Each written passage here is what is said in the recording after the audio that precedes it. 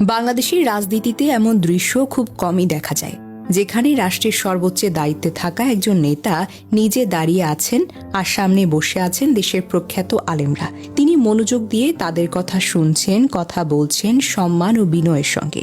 সম্প্রতি রাষ্ট্রীয় অতিথি ভবন যমুনা এখানে আয়োজিত এক ইফতার মাহফিলে এমনই এক ব্যতিক্রমী দৃশ্য দেখা গিয়েছে, যা সামাজিক যোগাযোগ মাধ্যমে বেশ আলোচনার জন্ম দিয়েছে।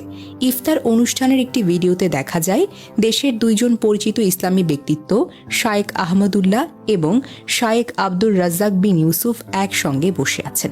এ সময় প্রধানমন্ত্রী তারেক রহমান সেখানে প্রবেশ করেন, কিন্তু তিনি আলেমদের সামনে গিয়ে নিজে দাঁড়িয়ে থেকেই তাদের সঙ্গে কথা বলেন। আলেমরা তখনও বসা অবস্থায় ছিলেন। রাজনৈতিক সংস্কৃতিতে সাধারণত দেখা যায় উচ্চপদস্থ নেতা এলে সবাই উঠে দাঁড়ান, কিন্তু এখানে দৃশ্যটা ছিল উল্টো। প্রধানমন্ত্রী নিজে দাঁড়িয়ে আলেমদের সঙ্গে কথা বলছেন, তাদের মতামত শুনছেন।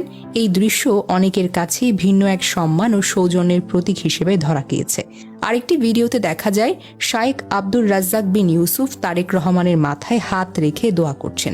সামাজিক যোগাযোগ মাধ্যমে এই দৃশ্যটা বেশ আলোচিত হয়েছে। অনেকেই এটিকে আলেমদের প্রতি শ্রদ্ধা এবং দোয়া নেওয়ার একটি বিনয়ী আচরণ হিসেবে দেখেছেন। তবে পুরো অনুষ্ঠানের সবচেয়ে আবেগঘন ও নজরকাড়া মুহূর্ত ছিল এতিম শিশুদের সঙ্গে প্রধানমন্ত্রীর সময় কাটানো। ভিডিওতে দেখা যায় এতিম শিশুরা তারেক রহমানের পাশে দাঁড়িয়ে সেলফি তুলছে। তিনি তাদের সঙ্গে কথা বলছেন, অনেকের মাথায় স্নেহ ভরে হাত বুলিয়ে দিচ্ছেন। শিশুদের হাসিমাখা মুখ আর প্রধানমন্ত্রীর স্নেহময় আচরণ, এই দৃশ্য সামাজিক যোগাযোগ মাধ্যমে দ্রুত ছড়িয়ে পড়ে এবং অনেকেরই প্রশংসা কুড়ায়। অনেকেই মন্তব্য করেছেন, একজন রাষ্ট্রনায়ক যখন এতিম শিশুদের সঙ্গে এত সহজভাবে সময় কাটান, তখন সেটি শুধু আনুষ্ঠানিকতা নয়, বরং মানবিকতার একটি বার্তা বহন করে। রমজান মাস মুসলমানদের কাছে সংযম, দানশীলতা এবং সহমর্মিতার মাস। এই মাসে বিভিন্ন শ্রেণী পেশার মানুষের সাথে একসাথে ইফতার করা সামাজিক ও ধর্মীয় ঐতিহ্যের একটি বড় অংশ। রাষ্ট্রীয় অতিথি ভবন যমুনায় আয়োজিত এই ইফতার মাহফিলে আলেম ওলামা, ইসলামী চিন্তাবিদ, মাশায়েখ, এতিম শিশুরা একসঙ্গে উপস্থিত ছিলেন। এই আয়োজনের মাধ্যমে ধর্মীয় ব্যক্তিত্বদের সাথে মতবিনিময় এবং সমাজের অবহেলিত শিশুদের পাশে দাঁড়ানোর একটি বার্তা দেওয়ার চেষ্টা করা হয়েছে বলেও অনেকে মনে করছেন।